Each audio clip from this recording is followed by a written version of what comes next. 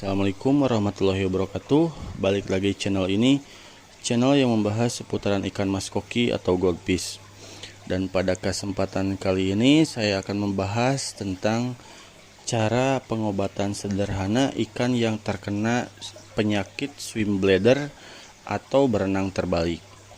Dan kebetulan di sini ikan mas koki Ryukin saya terkena penyakit SB dikarenakan faktor pakan berlebih. Dan yang paling takutkan adalah ketika ikan koki itu terkena swim bladder, penyakit swim bladder atau berenang terbalik, hal yang sangat dikhawatirkan adalah tentang perutnya. Perutnya jika tidak terkena air akan menimbulkan ruam merah atau merah-merah, dan itu kalau tidak ditangani dengan baik akan berakibat fatal hingga menyebabkan kematian kepada ikan mas koki. Dan perlu diingat oleh sahabat Aquema, penyebab faktor penyakit SB atau swim bladder atau penyakit berenang terbalik ini disebabkan biasanya oleh 3 faktor. Yang pertama adalah pemberian pakan berlebih, yang kedua adalah faktor keturunan atau genetik, dan yang ketiga adalah faktor dari adanya bakteri jahat yang disebabkan oleh nitrit yang berlebih di dalam air. Penyakit swim bladder juga dibagi menjadi 3 tingkatan. Yang pertama adalah tingkat yang ringan, biasanya dikarenakan karena pakan berlebih. Yang kedua tingkat sedang, dikarenakan karena pemberian pakan atau push yang sangat sering kepada ikan sehingga menyebabkan penumpukan lemak yang ada di dalam tubuh ikan. Tumpukan lemak tersebut terus menerus menjadi besar dan menekan gelembung renang yang ada dalam tubuh ikan tersebut. Dan yang terakhir adalah yang berat, biasanya penyakit SB-nya ada atau muncul sejak lahir dikarenakan adalah faktor genetik. Di sini saya akan memperlihatkan cara pengobatan sederhana, tidak perlu memberi garam ikan, tidak perlu memberi obat biru, cukup dimasukkan ke tank akuarium yang tidak terlalu besar. Dan ingat, jangan sampai si ikan itu sendiri, tapi harus ada atau ditemani dengan ikan yang lain. Kenapa?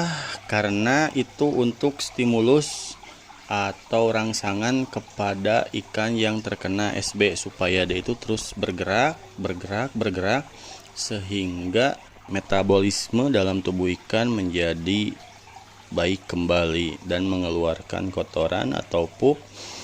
Hal tersebut akan membantu ikan kembali normal dalam berenang.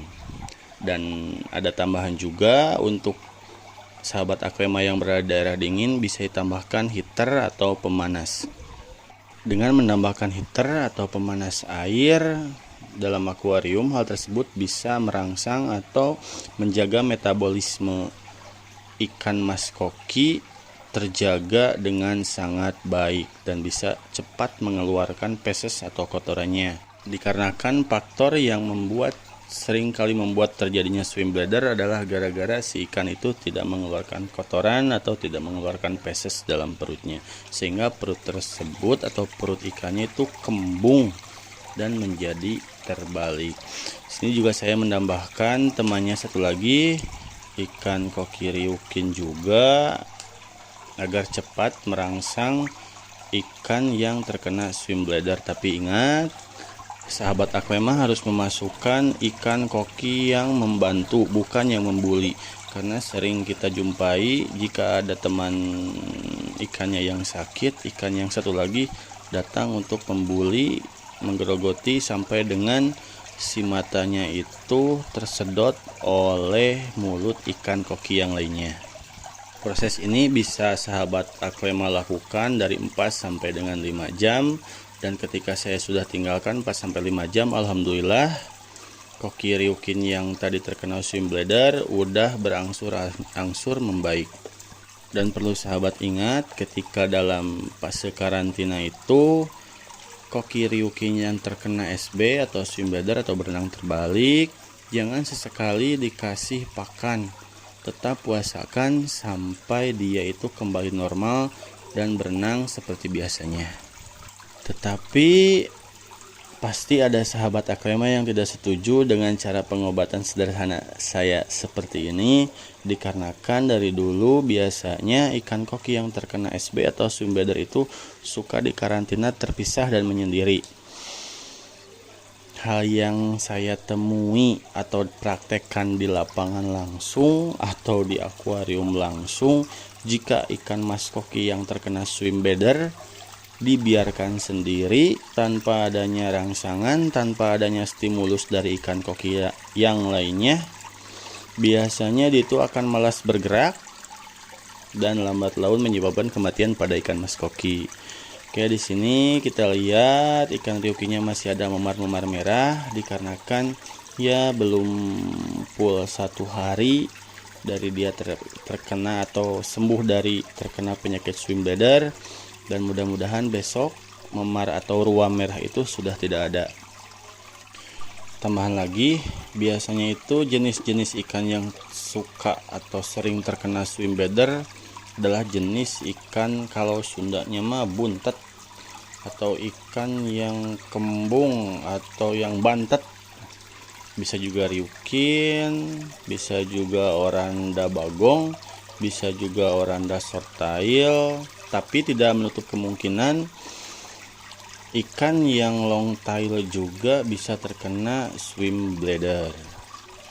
Oke, sampai di sini saja penjelasannya. Terima kasih untuk yang sudah menonton dan yang baru gabung di channel ini.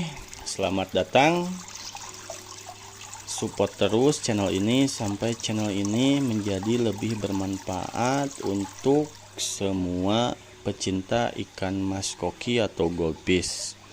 Jangan lupa tekan like, subscribe, serta share jika video ini bermanfaat. Sampai jumpa di lain waktu atau ya seminggu kemudian saya akan membuat video baru lagi. Terima kasih.